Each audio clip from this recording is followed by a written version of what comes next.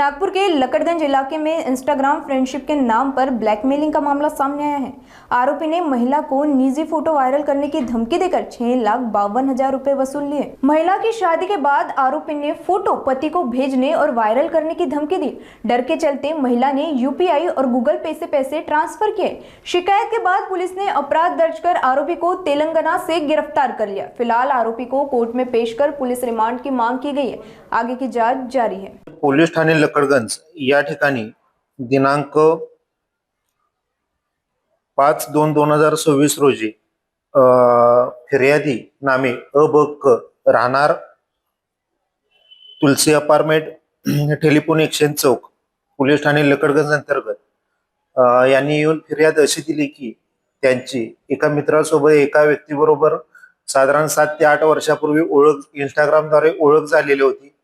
त्याद्वारे त्या ओळखीचे रूपांतर त्यांच्या मैत्रीत झाले व त्यामधून पुढे त्यांची भेटीगाठी होत गेल्या।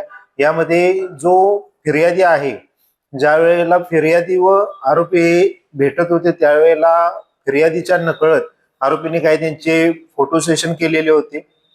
त्या फोटोची धमकी दाखवून आरोपी हा वारंवार फिर्यादीकडून पैसे घेत होता। फिर्यादीने आजपर्यंत आरोपीकडून 8 ते 10 लाख रुपयाची जबरन वसुली केलेली आहे। यामध्ये आरोपीने 3 ते 4 अकाउंट नंबर यूज केलेले आहेत, त्याचा तपास करणे बाकी आहे।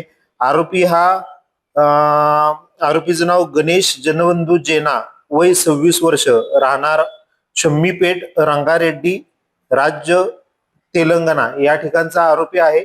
सदर आरोपीला माननीय वरिष्ठ पोलीस निरीक्षक अरुण क्षीरसागर सर यांच्या मार्गदर्शनाखाली एक टीम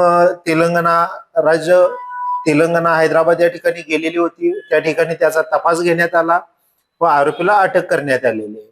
सदरची कारवाई ही वरिष्ठ पोलीस निरीक्षक अरुण क्षीरसागर साहेब, एसीपी शिवप्रसाद पारवे साहेब, डीसीपी राहुल मदने साहेब यांच्या मार्गदर्शनाखाली करण्यात आली।